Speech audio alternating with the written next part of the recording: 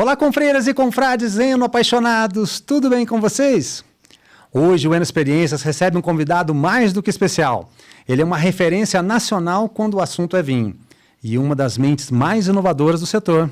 Fundador da Evino, ex-co-CEO do Grupo Víssimo, dono das marcas Gran Cru e Evino e atual conselheiro estratégico do grupo, Ari Gorenstein é um dos grandes responsáveis por aproximar o vinho de milhões de brasileiros através da tecnologia, da inteligência, de mercado e da ousadia empreendedora.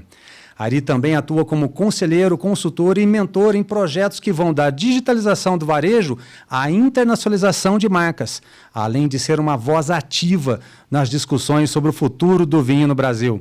Ari, seja muito bem-vindo ao podcast Eno Experiências. Muito obrigado pelo convite, enorme prazer estar aqui hoje com vocês. Obrigado, Fábio, vai ser muito divertido poder compartilhar um pouquinho de conhecimento, ideias e estar aqui contribuindo para fomentar a cultura do vinho, né, consumo do vinho, que acho que é o mais importante. O Brasil é um país que ainda está engatinhando no que diz respeito ao consumo e à penetração do vinho, e esse tipo de trabalho de comunicação em torno do produto, estratégias, marketing, é super bacana e super importante.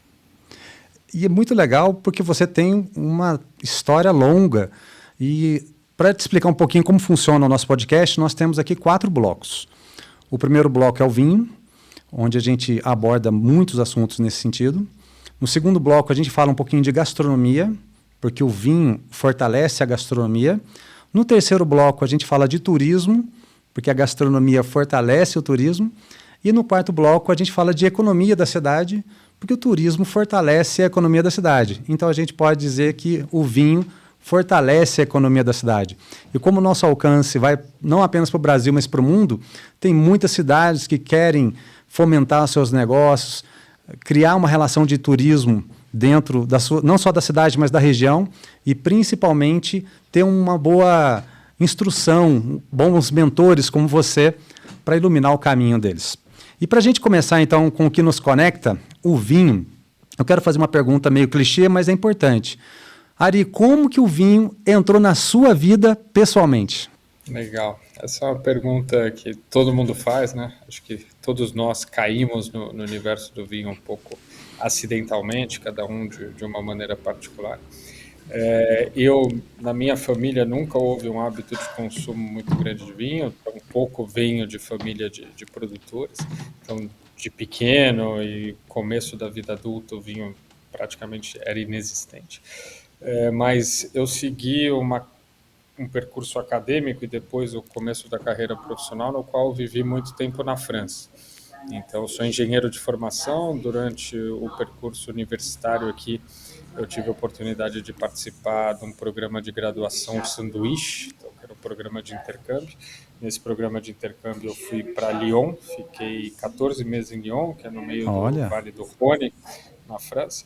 E ali eu cair naquela seara de que você está convivendo só com estrangeiros, né, com brasileiros, espanhóis, pessoas de outros países falando português, portunhol, inglês, pouco francês, e pouco imerso na cultura francesa de verdade, né, com um círculo de amigos menos franceses e mais internacionais.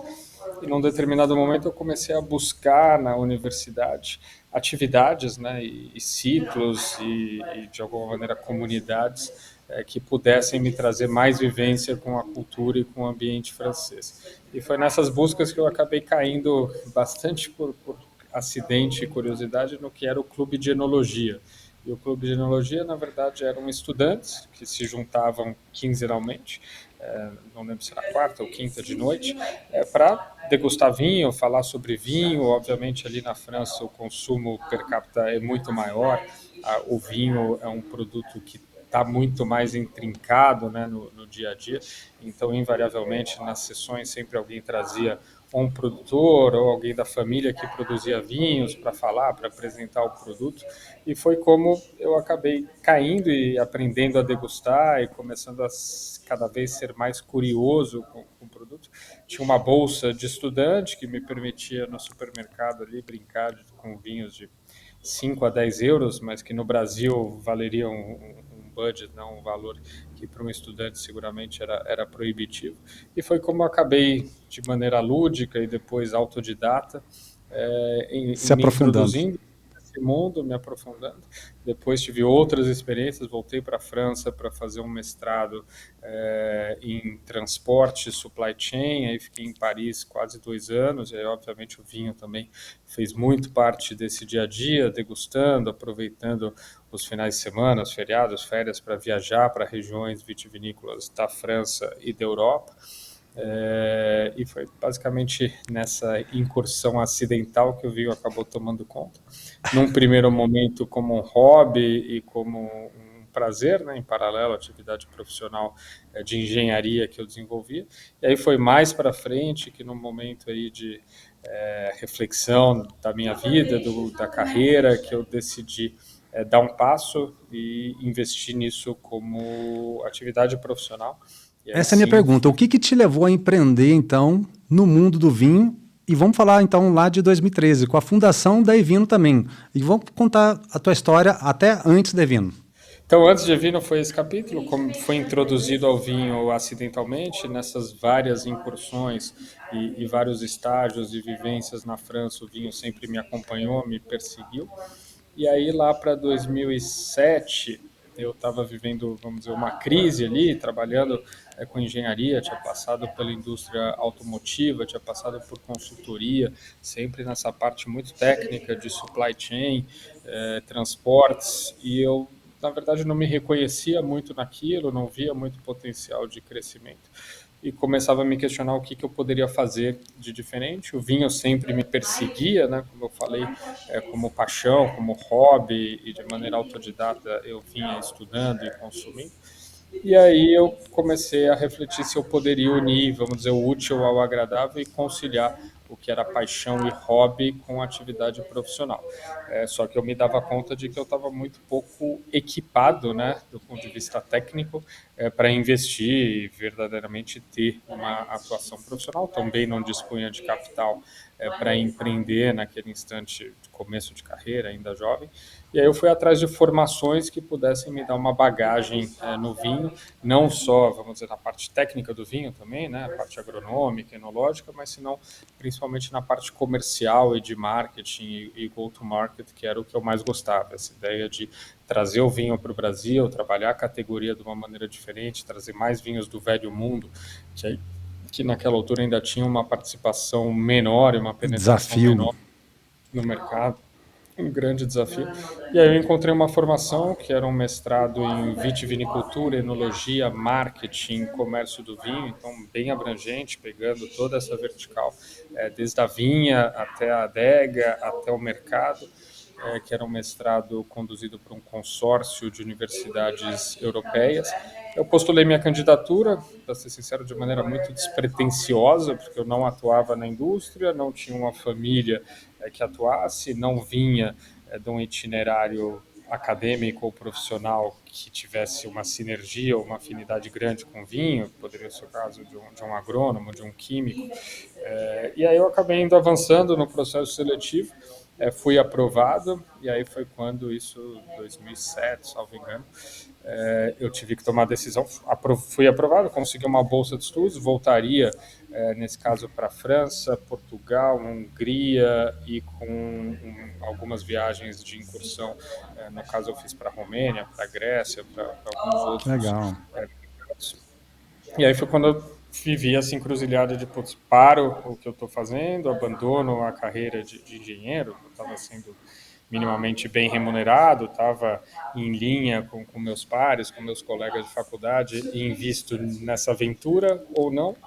E aí, depois de alguma reflexão, acabei me dando conta que era uma oportunidade que estava aparecendo, que dificilmente apareceria outra vez, que o pior cenário possível teria sido, né, parar, dar uma congelada na carreira por 1 ano e meio, 2, para viver essa experiência e, obviamente, descobrir outros lugares, outras culturas, me relacionar com pessoas diferentes, aprender muito dessa indústria que eu gosto e já gostava, que era a indústria do vinho. E melhor cenário possível era, de fato, que aquilo me trouxesse uma bagagem que pudesse ser relevante para exercer uma atividade profissional ou empreender no mundo do vinho. Então, não foi tão difícil assim tomar a decisão. E esse foi o pontapé inicial, vamos dizer assim, então, para você falar assim, o barco já está em alto mar, não vai voltar mais, e agora vamos enfrentar, seja tempestade ou calmaria. Exatamente, acho que foi o momento, como você falou, divisor de águas. Naquele instante eu tomei uma decisão e investi, né, bastante tempo no aprendizado, em entender a indústria, em verdadeiramente parar por 2 anos para estudar profundamente tanto o mercado quanto a produção, a parte de enologia, né?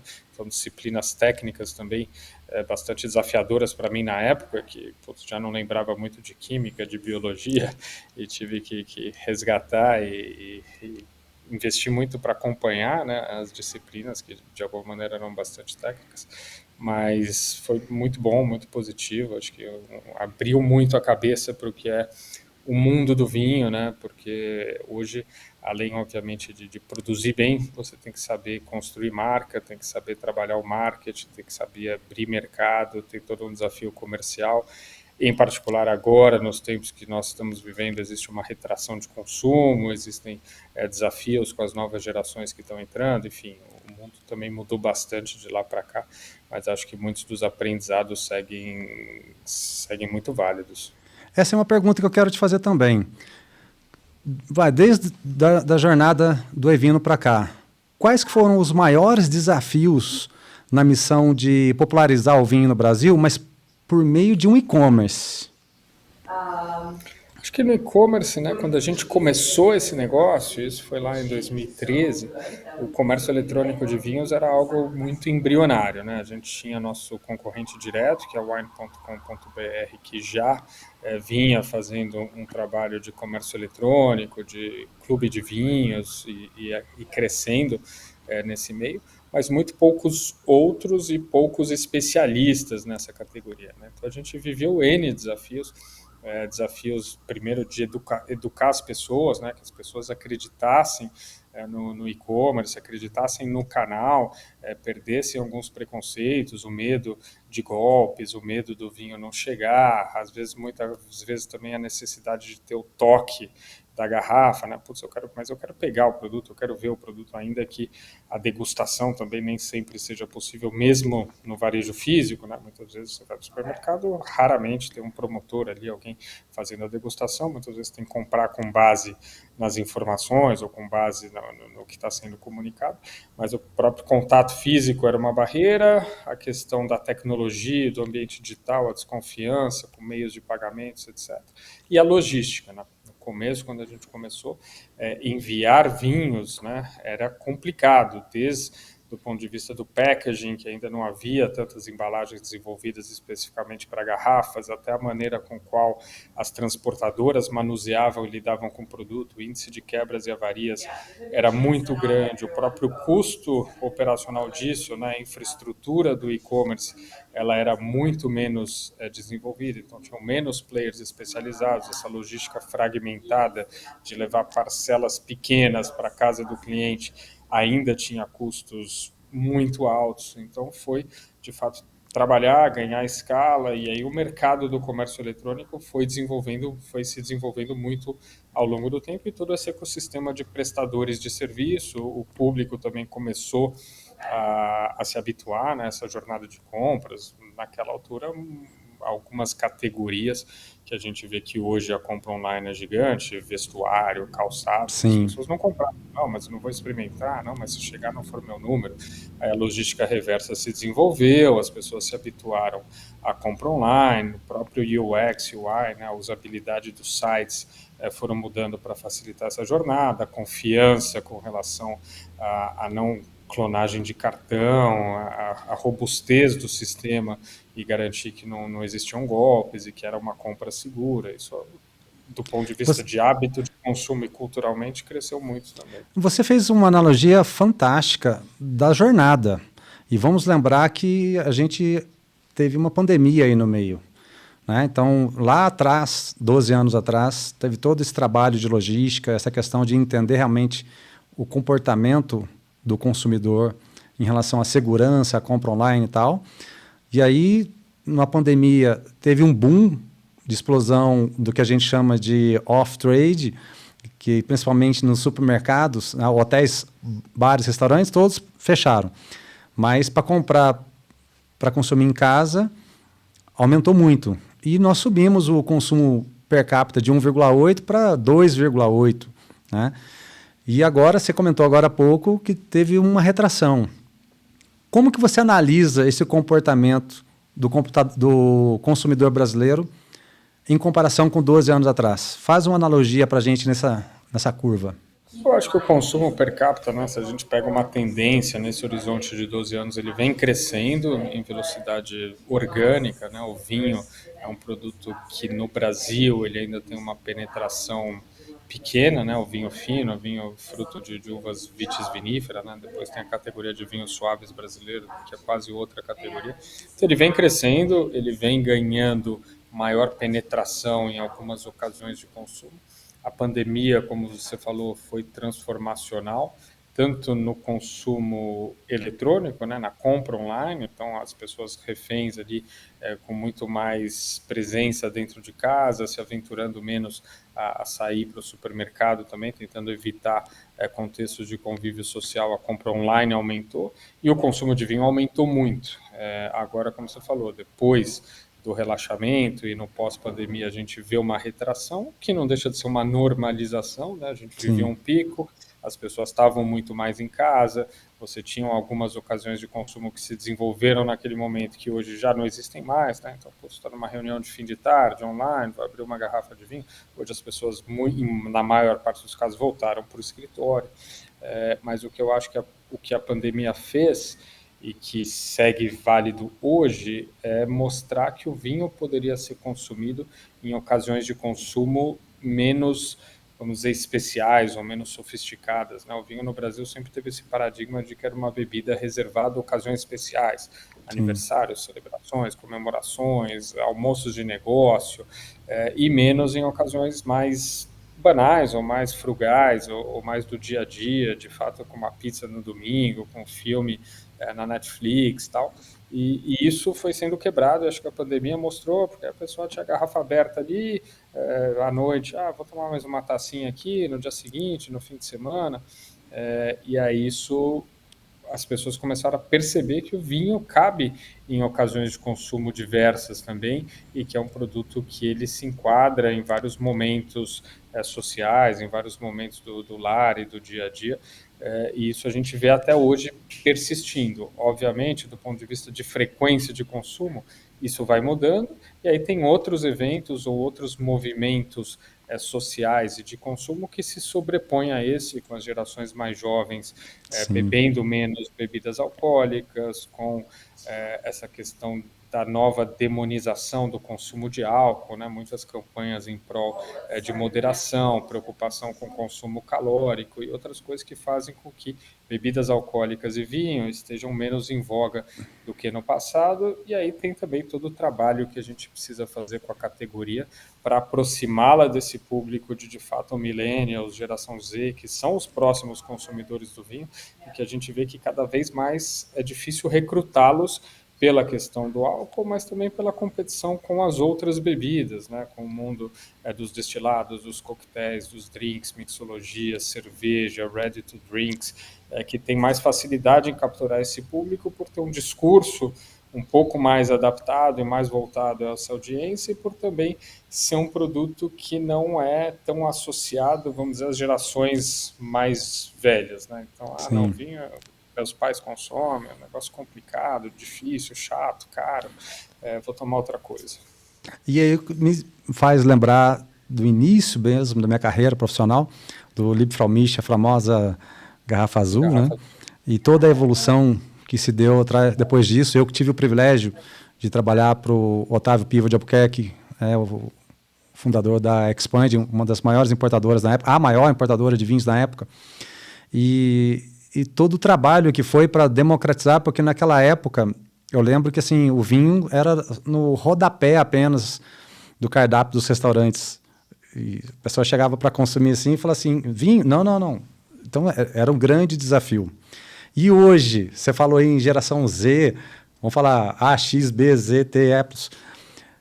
Quais categorias ou estilos de vinho você aposta como tendência para os próximos anos, nesse desafio aí do que pode ser a atração para um público mais moderno? Legal. Acho que tem algumas tendências que a gente já vê que começam a ganhar corpo, né? Os rosés cresceram muito, agora mais ou menos se estabilizaram, não vou dizer que saturou, mas o grosso do crescimento já veio. A gente vê um crescimento de brancos e de espumantes ainda vem vindo, e acho que são categorias que faz muito sentido, né? O branco na gastronomia brasileira, no clima que a gente tem de temperaturas e culinárias, ele se encaixa perfeitamente. É de surpreender que ele não tivesse ocupado um espaço maior, né? Ano passado, quando a gente vê a estatística, fechou o ano com 22% dentre os vinhos tranquilos, né? Então branco, tinto e rosé, e tende a seguir ganhando espaço. E aí depois eu vejo algumas oportunidades para vinhos com um grau alcoólico menor, tanto nos brancos quanto nos tintos mais leves, com menos álcool, que pode ser tomados numa temperatura menor, mais frescos, com mais acidez, para um consumo também em ocasiões diferentes. A gente tem toda essa agenda de vinhos orgânicos que está crescendo já, vai seguir crescendo. A gente tem essas gerações muito preocupadas com temas de sustentabilidade, então vinhos fruto de cultivos sustentáveis, com mais preocupações ambientais, sociais, onde esse storytelling e essa narrativa tão intrínsecas ao produto vão seguir crescendo, e eu acredito bastante também nessas categorias um pouco mais inovadoras de compostos alcoólicos, né, bebidas à base de vinho infusionado com outras coisas, mesclados com aromas. Então tem muita coisa, principalmente para introduzir o vinho no hábito de consumo das gerações mais jovens, com ready to drinks, etc. Depois tem desafios regulatórios específicos do Brasil, no qual várias das formulações ou das receitas que são facilmente desenvolvidas em outros países aqui acabam enfrentando barreiras, né? E é mais difícil você enquadrar um produto. Aí você tem o tema das classificações, imposto, etc. Mas eu vejo isso, eu vejo vinhos brancos, vinhos com menos álcool, vinhos orgânicos, vinhos biodinâmicos, e depois algumas oportunidades menores. O bag-in-box é um formato que aqui no Brasil ainda tem muito pouca penetração, não Sim. teria por que adentrar mais. A gente vê também em mercados mais maduros, na França, nos mercados nórdicos, onde existe um hábito de maior frequência de consumo, mas também uma preocupação ambiental. Esse tipo de formato é muito bem-vindo. Aqui no Brasil, no on-trade, também é um formato que poderia se aplicar perfeitamente para o consumo e para a proposta de vinho em taça. Você mencionou o on-trade, né? Hoje é um canal no qual o vinho também vem ganhando presença. É difícil, às vezes, você concorrer do ponto de vista de retorno, né, como restaurateur, como empreendedor, com vinho frente à cerveja ou frente ao drink. O bag-in-box traz uma relação econômica que pode ser muito interessante para o empresário que quer propor o vinho em taça. Então, tem outras coisas mais de nicho e mais pontuais que eu também entendo que vão ganhar bastante Vão espaço. trabalhar Algumas bastante. E daí olha a também. importância da curadoria, principalmente na plataforma digital de vinhos, porque é um trabalho que precisa evidenciar para esse novo consumidor, mas a tecnologia ela evolui e não volta mais, né? Então ela é inexorável, independente da sua vontade, ela vai evoluir e vai ficar cada vez melhor. Então a gente precisa ter essa curadoria para orientar bem, principalmente para esse novo público. Agora, e para você, o que diferencia um vinho inesquecível de um vinho apenas bom? Essa é uma pergunta interessante, né? Obviamente tem a característica do produto, de que região ele vem, qual que é o vinho, se ele tem aderência ao seu gosto, qual que é a safra, e aí podemos entrar em N detalhes, avaliar meus gostos pessoais, o que eu tenho tomado mais, o que eu tenho tomado menos. Mas o que é muito interessante é que muitas vezes o vinho inesquecível, ele se faz inesquecível não só pelo vinho, mas pela ocasião no qual ele foi consumido, né? Com quem ele foi consumido, com quem você estava, onde você estava, celebrando o que você estava fazendo. Então, eu diria que a gente tem que sempre relacionar o vinho a experiência que ele traz e como você vai introduzir essa bebida e trazer ela para o seu dia a dia, para a sua vida. No final das contas, raramente o melhor vinho, o vinho que alguém mais vai se lembrar na vida, vai ser o vinho que ele tomou numa feira degustando, por mais que talvez tenha sido tecnicamente a única ocasião na vida que você tomou um Domaine de Romanée Conti. Foi numa feira, porque te ofereceram, você teve a chance de provar, tal. Mas a garrafa que você mais gostou na vida, eu aposto que vai ser uma garrafa que você tomou cercado de pessoas que são especiais para você. Foi uma boa garrafa, mas num momento de muita felicidade, muita alegria, que não só o vinho trouxe, mas como o relacionamento, a circunstância, o contexto, e o vinho é isso. Então, tento sempre trazer esse tema do quanto o vinho promove a conexão e o relacionamento entre pessoas. É para isso que ele está a serviço. Obviamente, ele pode ser consumido, o vinho, vamos dizer, de meditação, né? Putz, um bom vinho na taça, com um livro, putz, é super legal, pode ser uma experiência muito bacana. Mas na maior parte dos casos, o vinho é uma bebida social, a garrafa, os próprios 750 ml, que é a garrafa mais tradicional, ela está feita para ser consumida por mais de uma pessoa. Existem, a gente falou do bag-in-box, a meia garrafa, outros formatos. Mas eu diria que, para mim, o vinho é experiência, o vinho são momentos, e o vinho não é só o produto dentro da garrafa, é o produto fora da garrafa, é com quem você está brindando, com quem você está aproveitando. Eu gosto de tomar minhas melhores garrafas cercado de pessoas que eu gosto em momentos especiais. Ari, você me deixou agora a bola pingando assim, debaixo do gol, sem goleiro. E qual foi a taça mais marcante que você já tomou e por quê? Eu vou dizer talvez a última, porque é isso, sempre tem uma última, mas a última foi uma taça de champanhe, brindando aqui com a minha namorada por 2 anos de namoro. Que E foi a bacana, última. que legal.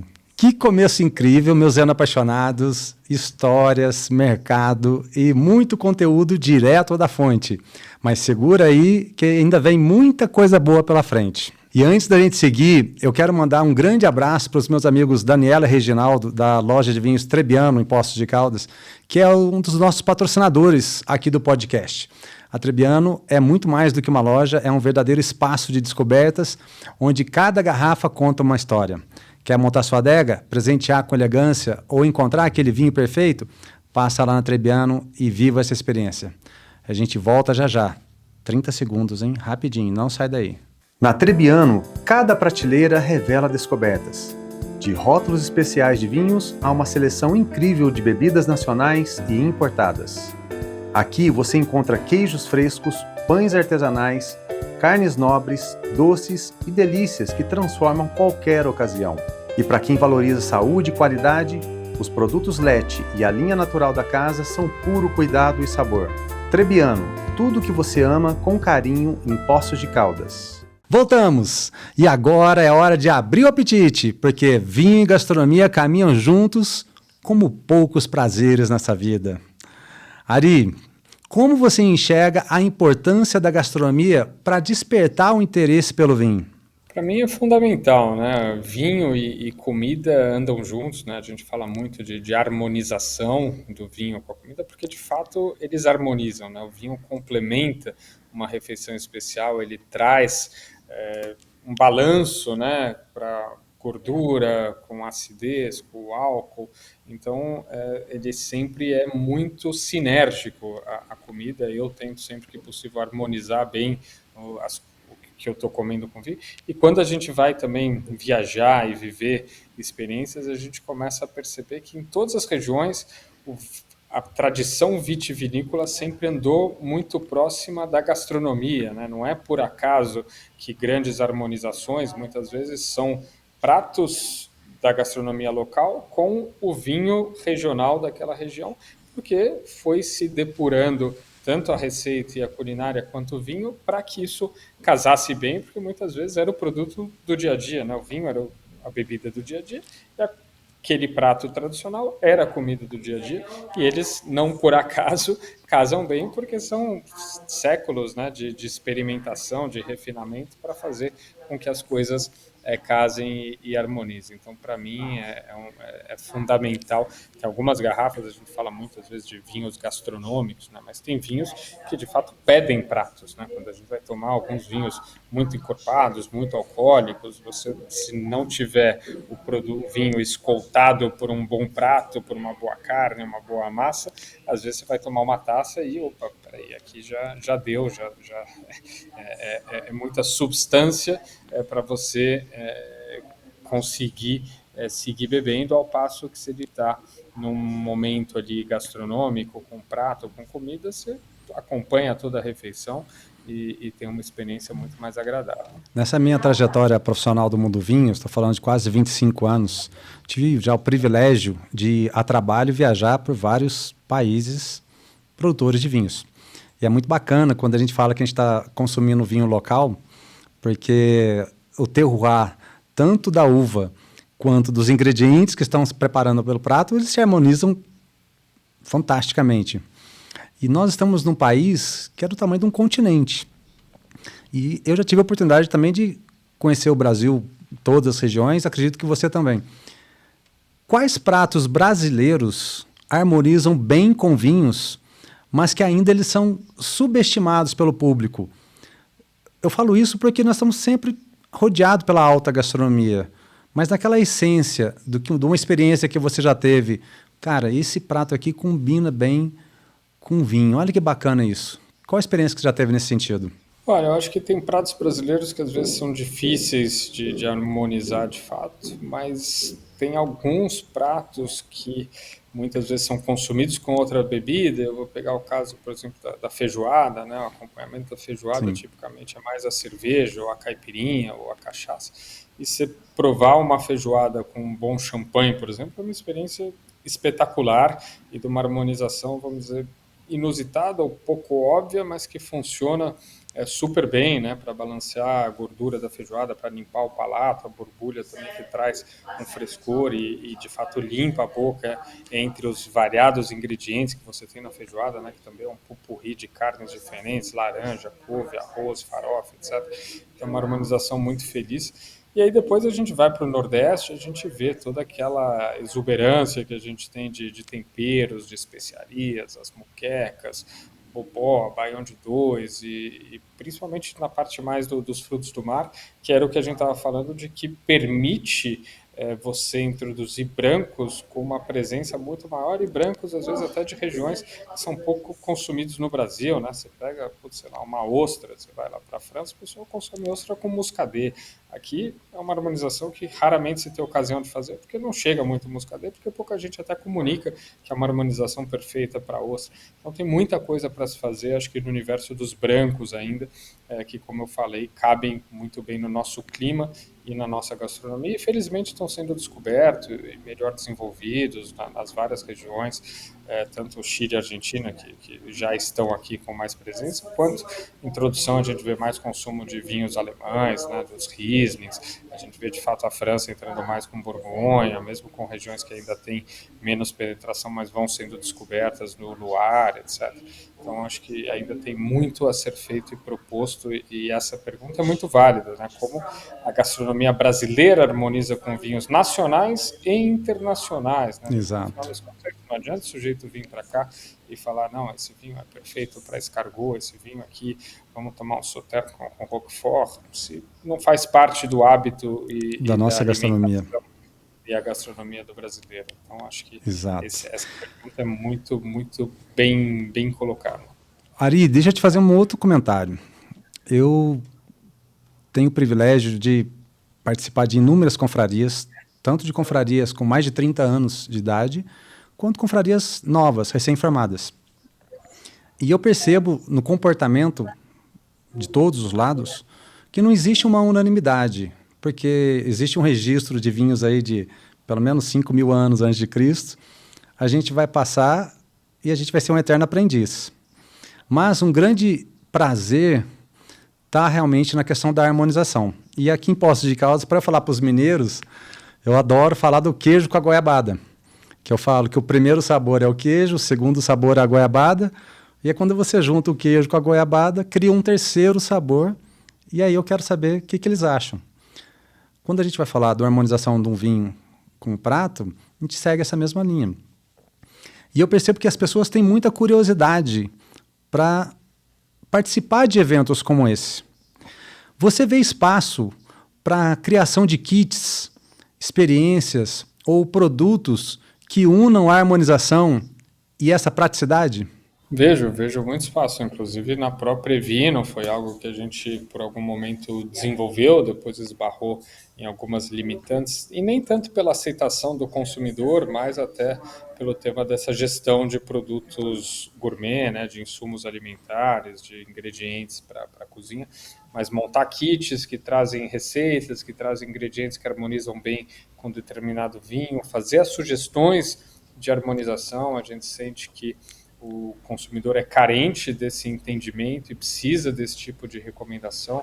Quando a gente pensava também UX, UI, né, usabilidade do site, o desenho da jornada, a gente tinha uma preocupação constante em assegurar que o sujeito que entrava no site para buscar um vinho para uma determinada ocasião no qual ele iria servir ou preparar um determinado prato, ele teria como se identificar, se situar e seguir essa jornada de maneira intuitiva.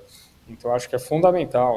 O brasileiro ainda é carente desse conhecimento. Quando ele vai para o ponto de venda, né, muitas vezes, principalmente você falou do off-trade, né, que é o grande varejo, o supermercado, raramente a gente tem aqui no Brasil o planograma, o merchandising, o trade marketing sendo organizados para ajudar o cliente nessa jornada de escolha quando se trata de um vinho para uma determinada, acompanhar um determinado prato, para uma determinada harmonização, e o sujeito fica perdido nisso. Obviamente, quando existe um sommelier, um atendimento consultivo, isso é mais prático. Mas eu vejo muito espaço para se inovar e se trabalhar, se educar, e obviamente hoje também a gente fala, né, tem inteligência artificial a serviço de tudo isso, tem outras ferramentas que fazem com que mesmo sem talvez o atendimento humano do sommelier para fazer Exato. esse quebra-cabeça e montar essa equação do que vai bem com o que, a gente pode ter soluções novas para facilitar e permitir a harmonização dos pratos com os vinhos. Eu gosto muito, eu sou um sommelier formado pela ABS e trabalho já com o mundo vinho há muitos anos e sigo a ficha de análise organoléptica de Giancarlo Bossi, né? Análise visual, olfativa, gustativa, até nos meus wine tastings. Mas daí você vê a importância para o on-trade, o papel dos restaurantes, e aí eu estou falando tanto dos restaurateurs quanto dos chefes de cozinhas, o quanto eles podem e devem participar na popularização e descomplicação do vinho, porque esse é um convite que os restaurantes fazem para a experiência de fato, né? Na boca ali, a pessoa está vivendo isso. E isso pode ser trabalhado, por exemplo, em dias de baixo movimento na semana, trabalhar, por exemplo, na terça, na quarta, na quinta, que não são dias que o restaurante costumam lotar. Como que você vê, Ari, que a experiência enogastronômica pode impactar na fidelização de clientes no universo do vinho? É um pouco do que a gente falou, né? O vinho, muitas vezes, a experiência com o vinho ela é tanto melhor quanto é quando esse vinho é bem harmonizado, quando ele está escoltado e junto com a comida. Eu acho que o primeiro passo é justamente os restaurateurs, os empresários, entenderem que o vinho pode ser proposto ou pode ser trabalhado com mais intensidade dentro dos restaurantes e, obviamente, não de maneira só romântica, temos que trazer, temos que trabalhar culturalmente o produto, mas com rentabilidade, com uma equação econômica que faça sentido no momento que você propõe um vinho no lugar de propor um drink, no lugar de você propor uma cerveja, no momento que você propõe um vinho de sobremesa, que vai ser uma ocasião na qual seguramente aquela receita ou aquele faturamento é incremental e é complementar a tudo que se foi consumido na mesa, né, como a própria sobremesa, por sinal. Então, eu entendo que é valorizar a possibilidade que o vinho traz de complementar a refeição, de criar bons momentos, de gerar fidelidade e recorrência no seu estabelecimento. O sujeito que teve uma boa experiência, que degustou um bom vinho, que teve uma recomendação acertada do sommelier, que viveu ali uma experiência regada por vinho, além da comida, a chance dele voltar, dele buscar o seu restaurante de novo, do vinho ser um diferencial é muito grande, né? Não nos esqueçamos também que vinho é uma bebida alcoólica, né? É uma bebida que Exato. relaxa as pessoas, que permite ter momentos de prazer, que traz, é um lubrificante social também, propriamente dito. Então, a chance da experiência gastronômica ser mais rica, da experiência social ser mais rica com vinho é alta. Então, vamos colocar o vinho na mesa, mas vamos saber trabalhá-lo, que é o que a gente estava falando, com a devida Sim. harmonização, com uma carta que faça sentido. Muitas vezes a carta não faz sentido, ou do ponto de vista de preço, ou do ponto de vista de composição, ou até do próprio ponto de vista de construção, né? O número de rótulos, às vezes cartas muito extensas para um consumidor que vai naquele restaurante e que não é vamos dizer, um profundo conhecedor, vai ter mais dificuldade de navegar do que se você tiver algo mais enxuto, melhor organizado, maior proposta de vinhos em taça também, para permitir que o sujeito que às vezes não quer comprar uma garrafa inteira possa ter uma experiência com vinho gastando menos e com uma taça num valor que faça sentido justamente quando você começa a comparar com as outras bebidas que estão à disposição, que é a cerveja, o drink, às vezes o vinho, você tem que dar um salto muito grande para ir para o vinho. Eu acho que tem muita maneira de você trabalhar o vinho com rentabilidade, de trabalhar o vinho de uma maneira profissional e de garantir que ele pode ser um diferencial competitivo importante para o seu restaurante, estabelecimento. Sim, uma das coisas que eu sempre falo também é que a carta de vinhos é o melhor vendedor no restaurante. Porque por mais que ele tenha um sommelier que seja um exemplar sommelier, se o restaurante estiver lotado, num local com 40 mesas, por exemplo, ele não se divide em 40. Então a carta de vinhos ela tem que estar bem preparada para ela comunicar bem com o consumidor. E daí a gente percebe também que a cultura do vinho cotidiano ela tem crescido, mas outros degraus ainda não. O que você acredita que ainda impede que o vinho esteja mais presente na mesa dos brasileiros, até porque nós temos inúmeros empresários do restaurante assistindo a gente agora? Aí você diz na mesa dentro de casa ou no Na mesa, como restaurante mesmo? cultura, como comportamento mesmo. Como cultura, um pouco do que a gente já falou, né? Ainda esse estigma de que o vinho ou é uma bebida cara ou ela é uma bebida muito sofisticada e você precisa de muito conhecimento para poder consumir, o que não é verdade, ou que é uma bebida que é reservada de fato a essas ocasiões especiais, cerimônias e jantares de negócio ou grandes celebrações e não deve ser ou não pode ser introduzida em ocasiões mais cotidianas e mais banais do nosso dia a dia. Então, acho que é um trabalho de fato quebra de paradigma, de mostrar que existe vinho para todos os bolsos, que existe vinho para todas as ocasiões e circunstâncias de consumo, de que é um produto, sim, que pode ser um universo muito vasto, muito complexo, muito rico, mas tanto quanto você queira, né? Se você só quer ter uma boa experiência com o produto e saber mais ou menos qual o perfil de produto que você gosta, isso não é super complicado, com um pouquinho de instrução você já vai navegar bem e vai conseguir ter ótimas experiências regadas por vinho, sem necessariamente ser um expert na categoria, né? Como é o caso da cerveja. Quem é expert de cerveja para poder ter um bom momento e tomar um chopp e abrir uma cerveja com os amigos? Ninguém, né? Quantos sabem como é produzida uma cerveja? Qual a diferença entre uma Pilsen, uma Lager, uma IPA?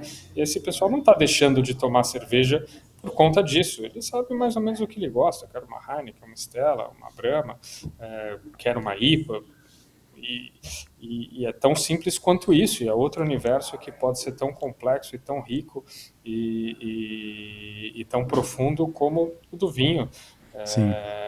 Mas as pessoas não fazem questão de ter um entendimento profundo para poder usufruir, mas não tem também a percepção que precisariam ter esse grau de conhecimento para usufruir. No vinho a gente tem que simplificar, mas muitas vezes a maneira com a qual a categoria é abordada, o marketing é feito, a construção das marcas é feita, vai justamente pelo outro caminho, né, de mostrar que é um produto complexo, falar das técnicas de vinificação, da parte organoléptica, o que você tem que sentir na taça na hora que você degusta o vinho, e aí você afugenta o sujeito e fala, peraí, mas eu não estou vendo Não o quero cacete isso. aqui, putz, como assim, crina de cavalo, não sei o que é isso. Sim. E daí a gente vê como que o papel da comunicação visual ela influencia no emocional, principalmente na hora de vender a enogastronomia. Agora, com base nisso que a gente falou, e se fosse você, agora, para harmonizar a sua trajetória, que você falou desde o início, lá da Europa, trazendo até nos dias de hoje, como um prato e um vinho, como que seria essa combinação, em estilo de prato e vinho? Nossa, eu tô num momento de tomar muito vinho branco e eu sou um grande amante de frutos do mar e pescados e peixe. Então eu iria ou para de fato um sushi com champanhe ou uma outra harmonização que eu gosto muito que a gente falou de ostras com muscadet. E vivi no Luar, Fantástico. tive essa experiência, minha primeira formação em que eu falei, né, o Master Vintage em Vitivinicultura, Enologia, Marketing e Comércio de Vinhos, eu fiz no Vale do Luar, em Angers, tomava muito muscadet, não comia tanta ostra, mas aprendi a harmonizar e fica na memória. Que aula deliciosa sobre como o vinho e a gastronomia podem caminhar juntos para encantar, ensinar e transformar. Segura aí que a gente já volta. E para quem ama a boa mesa, não dá para não falar do nosso parceiro querido, o restaurante Polenta Vinho e Cucina, sede oficial dos nossos wine dinners aqui em Poços de Caldas. Sabor, tradição, sofisticação e uma carta de vinhos impecável. Um brinde especial aos amigos Flávio e Charles, que fazem do Polenta uma verdadeira experiência. Polenta Vinho e Cucina, onde o vinho encontra o prato ideal. Voltamos já. No Polenta Vinho e Cucina, cada detalhe foi pensado para te levar direto à Itália. Do aroma de seus drinks à seleção de vinhos, tudo tem alma, sabor e história. Aqui, cada espaço te convida a viver momentos únicos, seja a dois ou entre amigos. Polenta Vinho e Cucina, um pedaço da Itália em Poços de Caldas. E agora, meus amigos, é hora de embarcar com a gente no terceiro pilar do nosso podcast, o turismo. Vamos falar sobre experiências, destinos e o papel do vinho como vetor de hospitalidade e desenvolvimento. Ari, o enoturismo é realidade no Brasil ou ainda um sonho a ser estruturado? Eu acho que já é realidade, ainda existe um potencial a ser desbravado gigantesco, mas a gente vê já polos e clusters já consolidados, outros se consolidando, né? Quando a gente olha o Vale dos Vinhedos e vê como evoluiu a infraestrutura de hospitalidade, restaurante, as próprias experiências dentro das vinícolas, é impressionante o que se fomentou ali. Quando a gente olha também aqui para o interior de São Paulo, quando a gente vê a fronteira Minas-São Paulo, tudo que está sendo desenvolvido em torno da colheita de inverno, né, da dupla poda, aqui região de Espírito Santo do Pinhal, Andradas, é brutal. E aí a gente vê também outras regiões, Santa Catarina, Cerrado, empreendimentos sendo construídos já também com essa visão do enoturismo, da hospitalidade, do receptivo. Eu acho que para mim é fundamental, para mim é uma oportunidade de fomento e desenvolvimento da categoria gigante, permite, né, que as pessoas tenham essa introdução e vivam de maneira mais experimental e imersiva o mundo dos vinhos, o que para a categoria também faz muito bem. E a gente vinha falando dessa dificuldade, às vezes, de atrair e recrutar novos entrantes e novas gerações para o mundo do vinho. Eu vejo que o enoturismo pode ter um papel fundamental nisso, em trazer as pessoas para dentro da categoria, porque cada vez mais as pessoas querem viver experiências, né? Não querem só consumir o produto, querem entender. E quando a gente falou de esses argumentos do produto orgânico, da sustentabilidade, é indo em loco, vendo o que está sendo feito, que de fato esse argumento ganha peso, ganha força. Então eu vejo com muito bons olhos tudo que está sendo construído. Eu vejo, na verdade, quando me perguntam, né, todo esse desenvolvimento novo da indústria de vinhos brasileiros em clusters e polos fugindo do Rio Grande do Sul e principalmente toda a revolução que a colheita de inverno vem fazendo, viabilizando o cultivo da vinha em outras regiões. Qual o tamanho deste potencial? Eu vejo menos potencial na parte, vamos dizer, do go-to-market tradicional, de você aumentar muito a produção de vinhos finos brasileiros em outros polos, em outros clusters para vender nos canais que a gente já mencionou, no on-trade e do off-trade. E, em contrapartida, eu vejo muito potencial para vender dentro do receptivo, né, dentro da cantina, dentro da enosteria, dentro do hotel, dentro da pousada, que se constrói junto com a experiência de vinho. Então, acho que quem está apostando nesse modelo muito mais voltado ao turismo e à venda direta tem muito maior potencial de prosperar do que aqueles que estão apostando num crescimento importante do vinho fino nacional, em preços mais elevados, porque o custo produtivo aqui tem sua realidade, e falando do que a gente mencionou en passant aqui da dupla poda também, tem sua particularidade em termos de custo produtivo. Então, resumindo, acredito muito, vejo muito potencial, acho que muitas regiões ainda vão se desenvolver, acho que tem muito fit, muita aderência com o que o consumidor está buscando, que é viver experiências imersivas, estar em loco consumindo o produto, entendendo a filosofia e os projetos vínicos. Acho que é uma avenida sem volta, que tem ainda muito espaço para ser percorrido. E você, com certeza, já viajou o mundo na busca de vinhos para as importações. E teve essas experiências do enoturismo. Vamos falar de alguns dos principais? Vamos falar assim, ó, Portugal, Chile, Itália, França. Que lições podemos tirar desses países como exemplo nesse campo do enoturismo? Eu acho que as lições que a gente tem que ter é, de fato, em organizar os bons receptivos, né? A gente vê que existem países, você falou, dos mais tradicionais, né? Do velho mundo, vários deles têm empreendimentos muito voltados a isso, mas quando a gente vai para o novo mundo também, vai para os Estados Unidos, Napa, Sonoma, o americano sabe receber, né? Sabe monetizar em torno do receptivo, todos os tasting rooms, os wine clubs, são modelos de negócio que funcionam bem nos Estados Unidos. Agora tem uma crise pontual, mas a gente vai para o Chile também e vê o que está sendo feito em alguns polos, Mendoza, com tudo que foi construído. Acho que tem N cases de sucesso, experiência. A gente vê algumas marcas que se consolidaram em função da força e da eficiência do enoturismo, né? A Vicky, que a gente vê aqui no Brasil, que tem como o Brasil o principal mercado de exportação, não só de exportação, o principal mercado no mundo, né? Porque o produto está mais voltado à exportação do que ao consumo local no Chile. Ele é um case que nasceu com o enoturismo, né? Com uma experiência de hotel, de arte, e com uma oferta de luxo muito específica dentro do que é a Vicky no Chile, e com isso a marca se consolidou.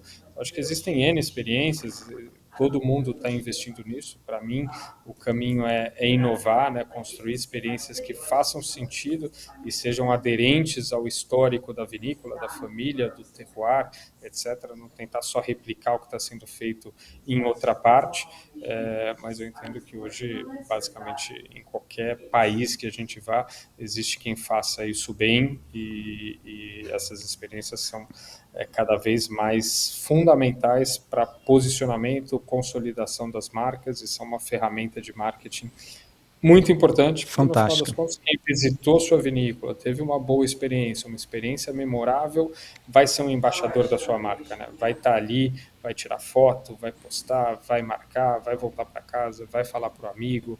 O marketing boca a boca disso funciona muito bem. Daí eu vejo também o papel do digital para atrair turistas e conectar essas experiências locais a públicos distantes. Se a gente for ver da história, né? Blockbuster com Netflix, Uber com os táxis, o Airbnb, Booking com os hotéis. Então, a tecnologia, ela realmente ela vem. E agora, recentemente, eu vi um Wine Locals fazendo um trabalho muito bacana, divulgando as regiões. Quero trazer esse assunto. Primeira pergunta. Ari, você já esteve em Poços de Caldas? Poços de Caldas ainda é um destino que eu estou devendo uma visita. Já ouvi falar muito bem, sei que a gastronomia da região aí, falamos de comida, né, é muito boa.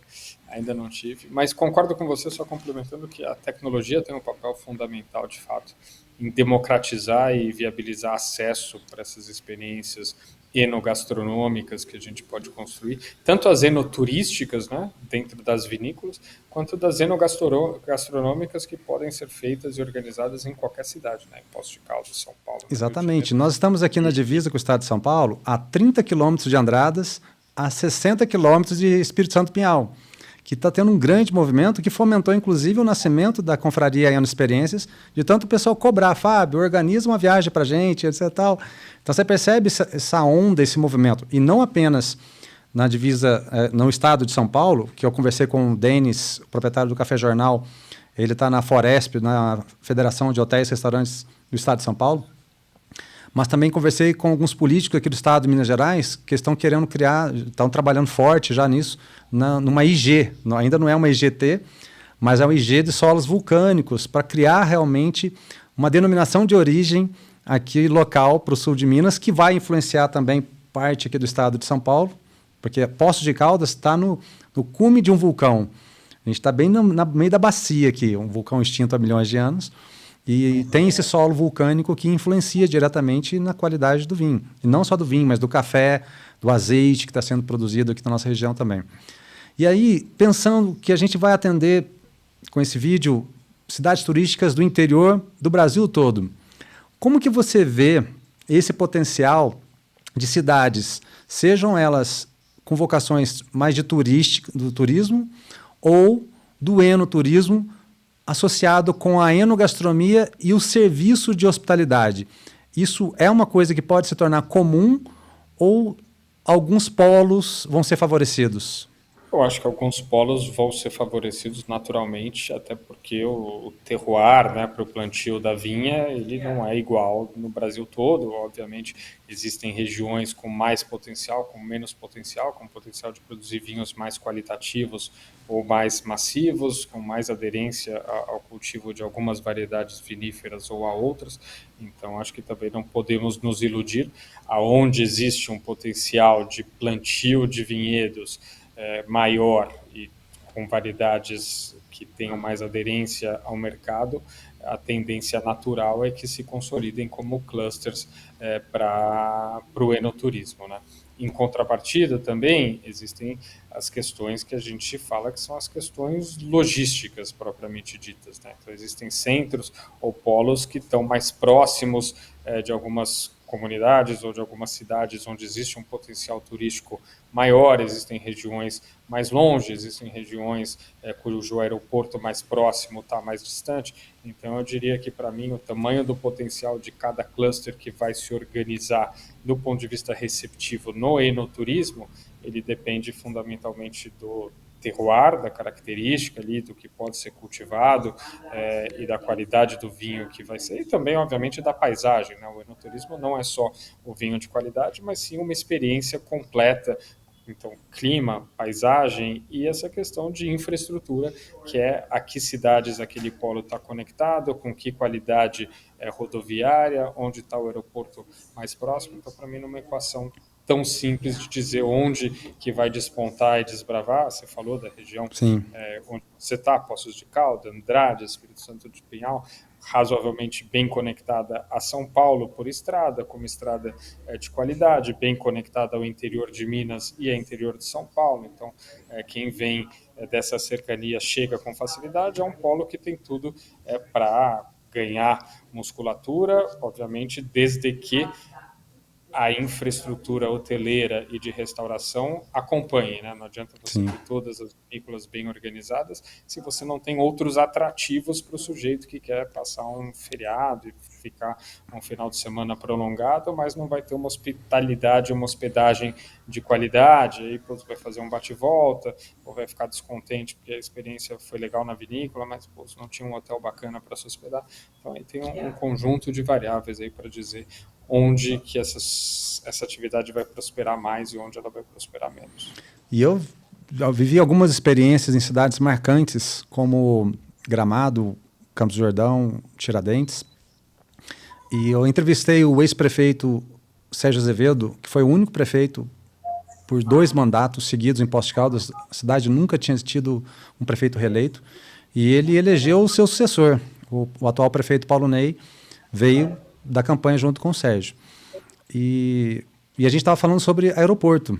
E uma situação que ele falou, por exemplo, que Gramado não tem aeroporto.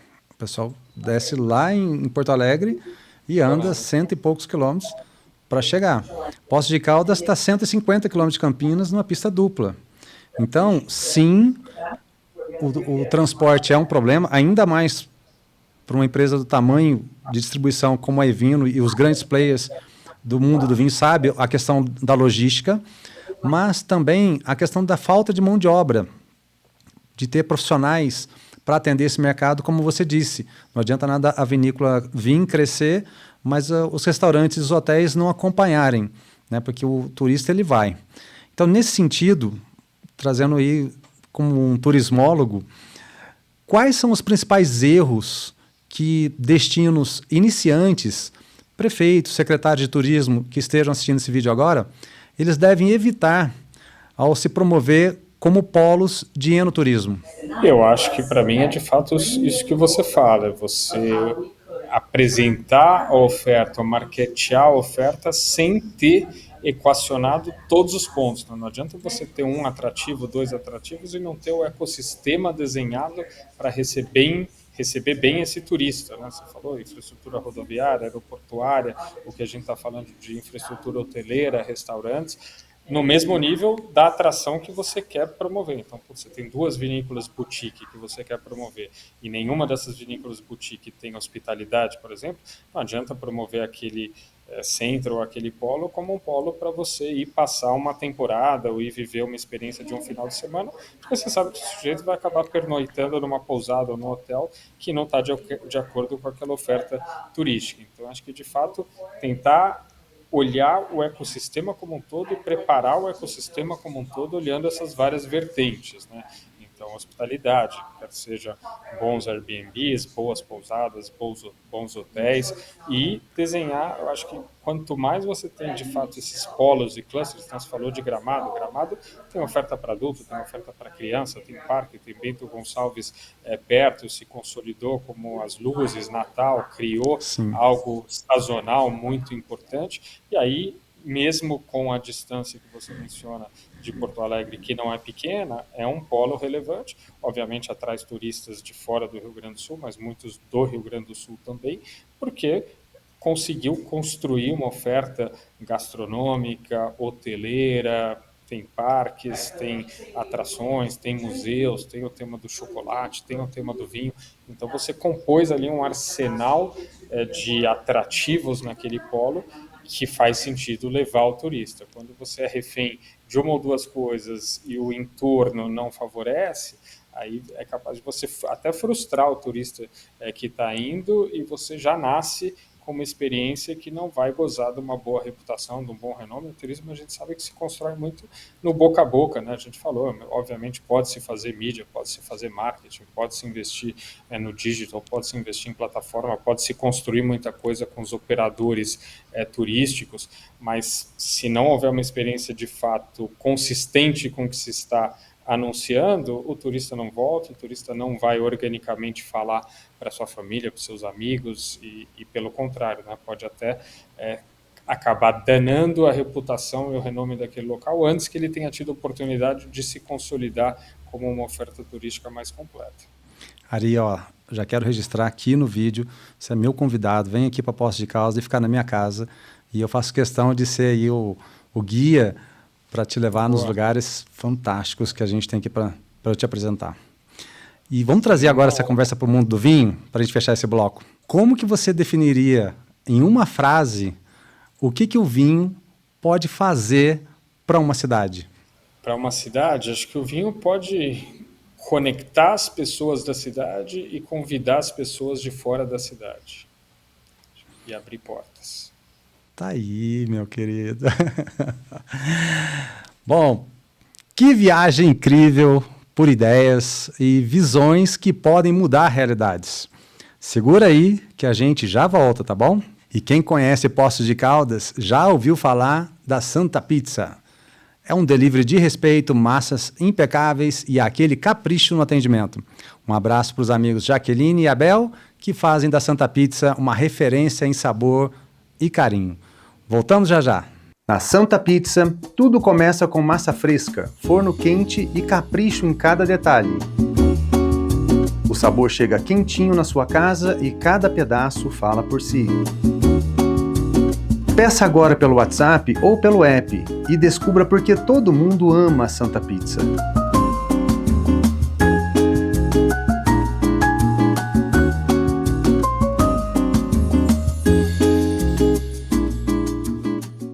Voltamos e agora vamos falar de futuro, estrutura e estratégia, porque vinho também é negócio, é economia, é cadeia produtiva e oportunidade. Ari, na tua jornada profissional, quais os maiores gargalos do setor de vinhos no Brasil, do ponto de vista de estrutura e logística que você comentou tanto? Acho que a gente ainda vive, né, um país de dimensões continentais e a logística ela é cara, né? Então a gente ainda depende para praticamente todo o Brasil de uma mescla entre infraestrutura aeroportuária e rodoviária, então aérea e rodoviária, desse multimodal para fazer com que o vinho chegue no fracionado, que é a realidade do e-commerce, mas no menos fracionado, que é a realidade do que a gente falou do off-trade, com carretas, com pallets, etc. Mas é uma logística muito cara de operar, né? E quando a gente fala da densidade de valor da garrafa média do vinho que circula, é uma densidade de valor ainda baixa. O ticket que o brasileiro consome de vinhos, na sua ampla maioria, é um ticket menor e o peso do custo logístico ele é muito grande. Então, eu diria que o desafio, mas que não acomete só o vinho, né? Acomete a distribuição de maneira geral.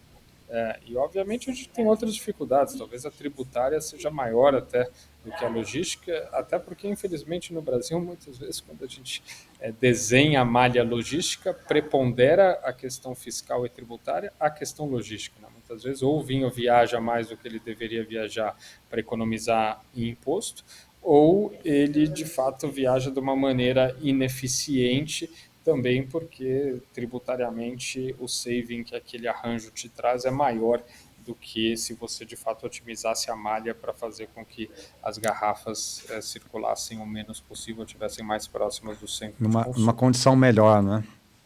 E nessa experiência também de mercado de gigantes, como a fusão entre a Evino e a Gran Cru, que reposicionou o mercado, né? Houve ali vários aprendizados. Quais ficaram? Acho que a gente viveu grandes aprendizados tanto de arquitetura de marca, né? Quando a gente construiu o ecossistema Víssimo com Evino e Gran Cru dentro desse guarda-chuva, aprendizados de cultura corporativa, a gente redesenhou a cultura corporativa da companhia para ser uma cultura, vamos dizer, híbrida, né, o que bebesse das fontes da cultura de Evino e Gran Cru e viveu com alguns conflitos, alguns clashes no começo dessa convivência. Muitos aprendizados também do ponto de vista da captura de sinergias ou de como deve se dar a integração de duas companhias para maximizar o tamanho da captura de sinergia, a velocidade com a qual elas são obtidas e capturadas no tempo. E alguns aprendizados tecnológicos também, né? A arquitetura de tecnologia hoje, ela é fundamental e harmonizar e equacionar um intrincado ali de sistemas, de equipamentos, de arcabouços tecnológicos de cada um dos lados foi particularmente desafiador. Mas eu diria que o maior aprendizado, para mim, foi gestão de time, gestão de equipe, como você traz pessoas de ambientes diferentes, naturezas diferentes, culturas, hábitos, modelos de gestão e governança diferentes para uma mesma companhia e assegura que eles estão com a visão alinhada, com a estratégia devidamente alinhada e com um modelo de gestão e cultura corporativa novo devidamente sedimentados. A gente está tendo algumas experiências de inteligência artificial, tanto gratuitas quanto pagas, que mostra a evolução, a velocidade da evolução nesse sentido. Sabendo de todo esse desafio que foi acreditar lá em 2013 e toda essa trajetória que você já viveu até aqui. E pensando nos próximos 5 anos, quais tecnologias você acredita que vão transformar o mercado? Eu acho que a inteligência artificial seguramente vai seguir transformando o mercado tanto na parte de eficiência, produtividade dentro das companhias, né? Muitas das tarefas hoje administrativas e de back-office, mais processuais, tendem a ser automatizadas e as pessoas vão se desonerar de tempo para tarefas repetitivas. Eu acho que a inteligência artificial também vai contribuir muito com personalização e customização da jornada do Sim, cliente, falando do digital e de fora do digital, né? A gente falou aqui do papel do sommelier, como a inteligência artificial pode apoiar o sommelier ou pode, em algumas instâncias, substituir o sommelier dentro de algumas jornadas, mas trazendo mais customização, trazendo mais personalização, trazendo mais assertividade nas recomendações e talvez mais segurança para o cliente que compra. Então, vejo N aplicações, acho que a jornada do cliente omnicanal também deve ser transformada, né? Hoje, a jornada, às vezes, ela ainda é muito fragmentada e com atritos, quando o cliente vai de um canal para o outro, e isso, tecnologia, o avanço também das companhias nesse esforço tende a mudar fundamentalmente. Então, vejo algumas transformações importantes aí na experiência do cliente. A gente falou do on-trade, o on-trade também tem N oportunidades de beber mais da inteligência artificial, de um redesenho do jornada, de um redesenho de cartas. Acho que a gente tem também todo esse tema do off-trade que a gente falou, do quanto essa jornada de escolha do vinho pelo cliente às vezes é dura. Essa foi a principal motivação quando a gente montou o Evino lá atrás, era tentar simplificar essa jornada do autosserviço, no qual o cliente tem muita oferta, pouco repertório para escolher dentro dessa oferta, pouca informação e pouco ferramental do ponto de vista da construção da gôndola para se situar. Eu acho que isso também a tecnologia vai melhorar no ponto de venda, no varejo, quer seja com AI, realidade aumentada, realidade virtual, avanço e amadurecimento também da categoria, com melhores planogramas, com uma organização da parte de trade marketing e merchandising que tende a evoluir. Nos restaurantes a mesma coisa, cartas mais inteligentes, mais simplificadas, com uma sinalética melhor organizada, com essa jornada de harmonização de pratos e vinho sendo feita de maneira mais intuitiva, com inteligência para recomendação, com tecnologia para recomendação. Então, tem várias frentes aí onde vão haver transformações, sem dúvida, em prol do cliente, em prol da categoria, e eu vejo com muito bons olhos tudo isso, porque acho que só vão fazer bem pro vinho e só vão nos ajudar a sair desses que chegamos aos 2,8, agora voltamos para os 2,3 litros per capita, para em algum momento breve aí transpor a barreira dos 3 e seguir crescendo. trabalhar junto. Eu me recordo, na época que eu trabalhava na Expand, o Otávio Piva falava muito assim, quando eu fui ser gerente regional Norte e Nordeste morando em Salvador. Ele falava assim, para uma pessoa ter sucesso na vida, não precisa ter dinheiro, ele precisa ter crédito. Porque a partir do momento que você tem crédito, você tem tudo. E o mundo se abre para você. E isso numa época que a internet era baixíssima qualidade, não tinha tanta facilidade na comunicação e existia muito o que a gente chama aqui do fio do bigode, que mais vale o fio do bigode do que a ponta da caneta. E nos dias de hoje, sabendo que o Brasil é um país tão eclético que importa vinhos do mundo todo e ao mesmo tempo está investindo, fazendo esse trabalho com a poda inversa em várias regiões e também fortalecendo as regiões tradicionais. Como que os fundos de investimentos enxergam o mercado de vinhos no Brasil hoje? Essa é uma boa pergunta. Acho que alguns fundos de investimento entraram no mercado de vinho em momentos recentes, onde teses de consolidação, teses de crescimento do e-commerce, teses de crescimento da categoria faziam com que se olhasse com muito bons olhos para o potencial do mercado. Acho que hoje a situação é um pouco diferente, tanto do ponto de vista do tamanho da oportunidade do crescimento, que seguramente vai haver mais em taxas mais orgânicas, quanto do ponto de vista do tamanho das oportunidades de consolidação desse mercado, do crescimento do e-commerce. Então, eu diria que o negócio do vinho é um negócio que não é simples, que ele amadurece em ciclos e ritmos que são mais lentos, tanto na parte, obviamente, de produção e vínica, né? A gente sabe o quanto demora para uma vinícola remunerar o investimento que foi feito num replantio de uma determinada parcela, na compra de alguns hectares para plantar uva. São 2, 3 anos ali esperando para começar a ter uva em qualidade de ser engarrafada, quanto demora para remunerar o investimento numa nova linha de engarrafamento, numa expansão de portfólio, numa nova marca. É uma indústria que se move numa velocidade menor, e eu acho que isso também não deixa de ser verdade na frente de importação e distribuição. Então não acho que é uma indústria que vai seguir sendo alvo de tantas investidas de private equity, de venture capital, porque tem um ciclo de amadurecimento e tem um ritmo de crescimento distinto de outras verticais e que é intrínseco e natural do mundo do vinho, e não se pode se esperar que seja diferente, porque é um negócio, como a gente falou aqui, um negócio que fomenta muitas relações humanas, mas também depende muito de relações humanas entre produtor e importador, entre importador e cliente, o amadurecimento das marcas, o tempo para você conseguir os cadastros, os listings, para você gerar awareness e recall para uma marca. Então, eu diria que eu não vejo que é um movimento que vai seguir se acelerando. Eu acredito que existem outras indústrias em outras verticais com características intrínsecas de rentabilidade e potencial de crescimento exponencial que tem muito mais aderência às teses dos fundos do que a indústria do vinho.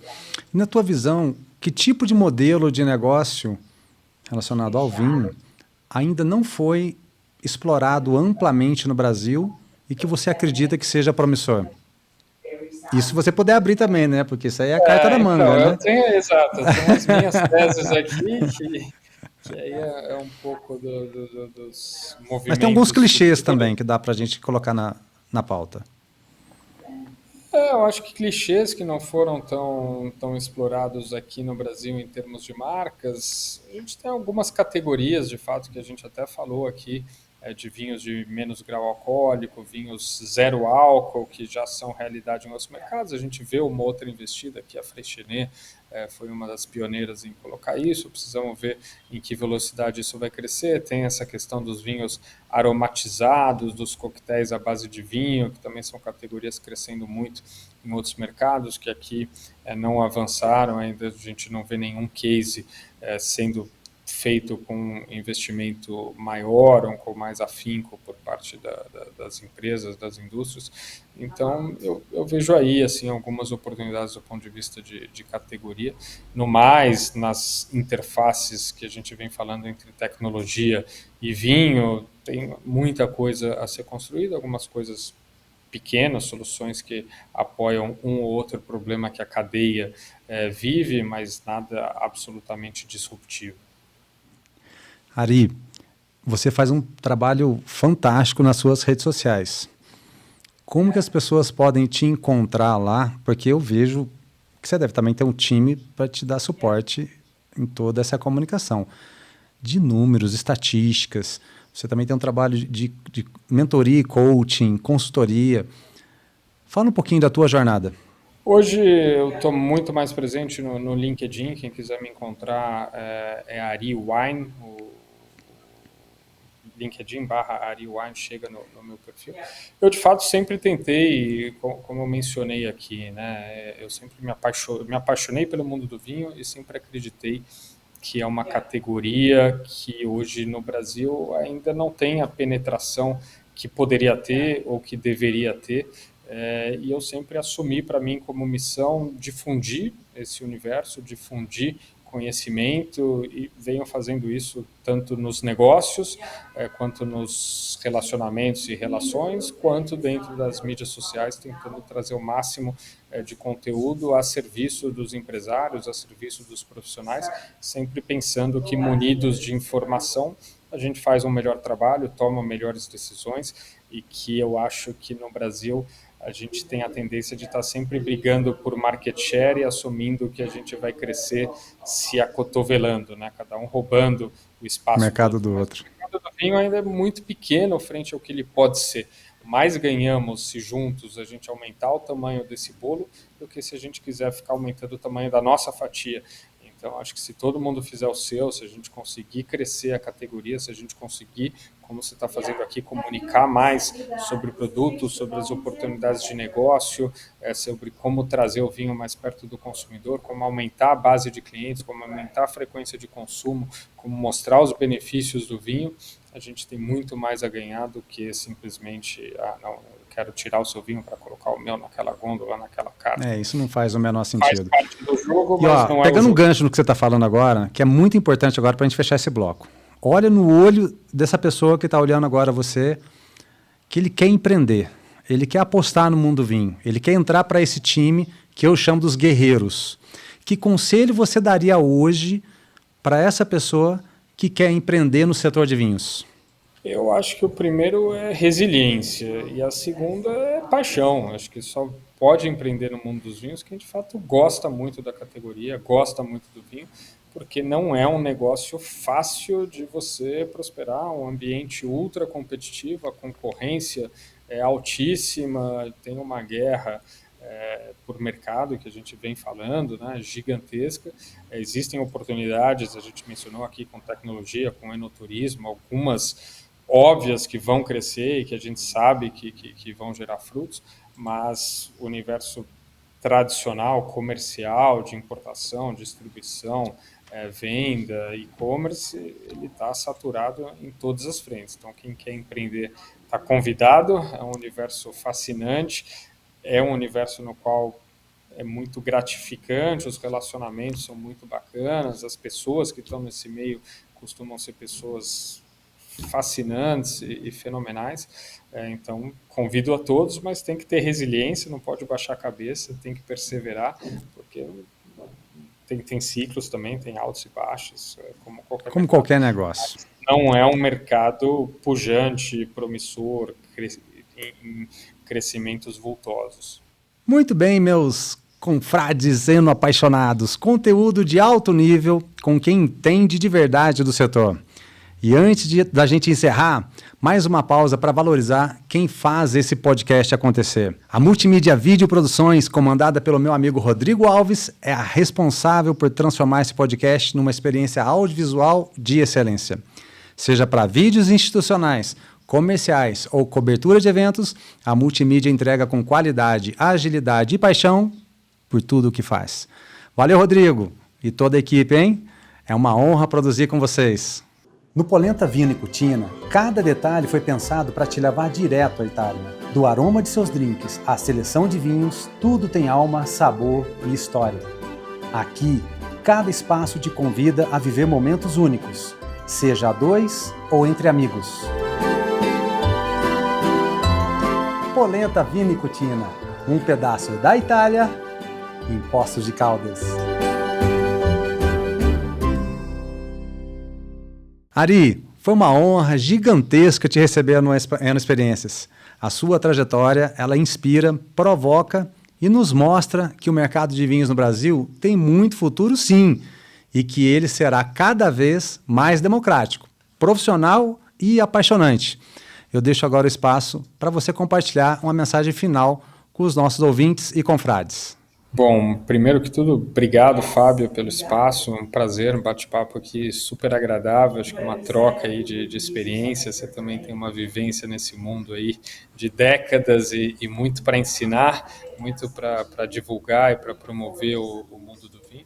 A minha mensagem é que a gente tem que seguir fazendo esse trabalho nosso aqui de comunicar, nós que somos apaixonados pelo vinho, apaixonados pela gastronomia, apaixonados pelo enoturismo, vários desses temas que, pela tecnologia também, né, vários desses temas que permearam a nossa discussão aqui hoje, é seguir fazendo o nosso trabalho, seguir comunicando e trazendo a palavra do vinho e aproximando as pessoas dessa categoria, rompendo paradigmas, quebrando barreiras, porque é um mundo que nos apaixona, um mundo fascinante, uma bebida espetacular, e eu acho que quanto mais ela estiver permeando aí a vida dos brasileiros, mais bons momentos, mais relacionamentos, mais prazer, alegrias e conquistas a gente tem.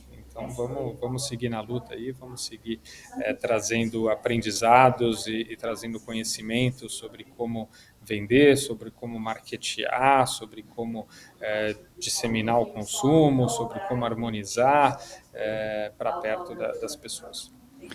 Excelente. Obrigado de coração. E a você que nos acompanha até aqui, meu muito obrigado. Siga o @Confraria Experiências no Instagram, Facebook, TikTok e YouTube. E não se esqueça de ouvir a gente no Spotify. É só procurar pela playlist Podcast Eno Experiências.